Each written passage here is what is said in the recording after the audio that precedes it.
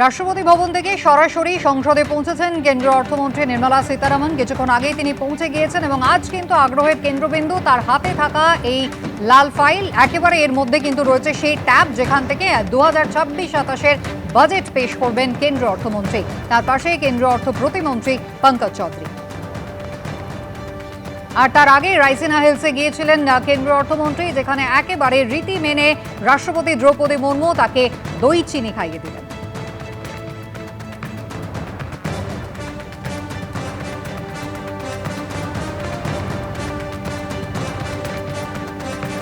আর মাত্র কিছুক্ষণের অপেক্ষা, বেলা 11টায় প্রতিবারের মতো এবারও বাজেট পেশ করতে চলেছেন কেন্দ্রীয় অর্থমন্ত্রী নির্মলা সীতারামন। কি রয়েছে সেই বাজেটে দেশের মানুষ তা জানারই অপেক্ষায়।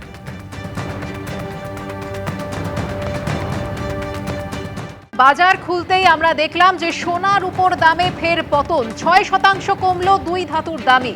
কেজি প্রতি 17,000 টাকা পড়ল রূপোর দাম। 10 গ্রাম সোনার দাম কমলো 9,000 টাকা। 10 গ্রাম সোনার দাম কমে দাঁড়ালো 1,40,000 টাকা। বাজেটের আগে শেয়ার সূচক নিম্নমুখী। বাজার খোলার পরে 350 পয়েন্ট নামলো সেন্সেক্স।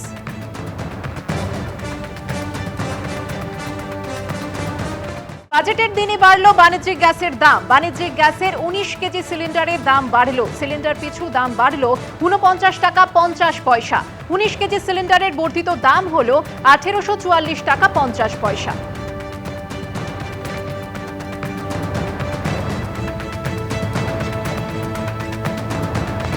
আমি অঙ্কনের কাছে এই জায়গায় আসবো। অঙ্কন, এমএসএমইর কথা হচ্ছিল। এমএসএমইর ক্ষেত্রে যদি ছোট যারা ব্যবসা করছেন তাদেরকে যাতে তারা সহজে লোন পান, সেই লোনের যে সুদ তার উপরে যাতে ভর্তুকি পাওয়া যায়, ওভারঅল একটা সামাজিক সুরক্ষা, আইন শৃঙ্খলা যথাযথ রয়েছে কিনা, তারা ব্যবসাটা করতে পারছেন কিনা, এই সবটা দেখার দায়িত্ব তো কেন্দ্র সরকার।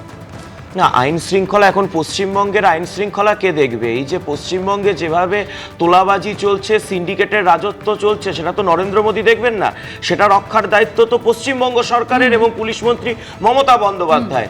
তো এই যে পশ্চিমবঙ্গে আজকে এমএসএমই সেক্টরে আমরা দিনের পর দিন পিছিয়ে যাচ্ছি, সেই হারে এমএসএমইর গ্রোথ হচ্ছে না। নাম্বার অফ এমএসএমই তে বাড়ছে, শাসক দল তো দাবি করে যে এমএসএমই তে দুরন্তভাবে এগিয়ে চলেছে সংখ্যা বাড়ছে, কিন্তু গ্রোথ তো হচ্ছে না। এমএসএমইর মধ্যে আপনার গ্রোথ দেখতে হবে।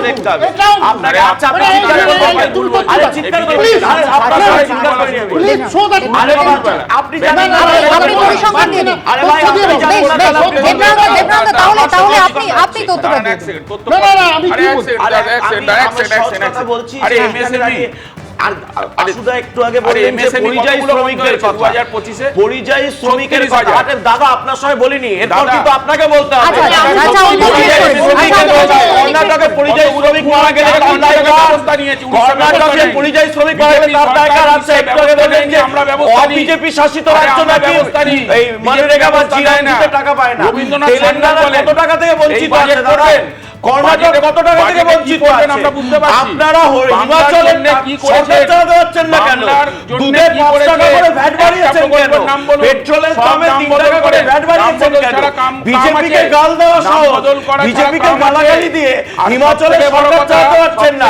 দেউলিয়া ঘোষণা হয়ে গেছে আপনাদের হিমাচলের রাজা। প্রশ্ন এটাই থেকে যাবে যে প্রধানমন্ত্রী নরেন্দ্র মোদী তিনি কিন্তু জানিয়েছেন 2047 সালে ভারতবর্ষ কিন্তু উন্নত ভারতবর্ষ হবে, কিন্তু তার জন্য প্রয়োজনীয় যে জিডিপি, সেই জিডিপিতে কি পৌঁছতে পারবে, এগোতে পারবে ভারতবর্ষ? প্রশ্ন কিন্তু থেকেই যাচ্ছে।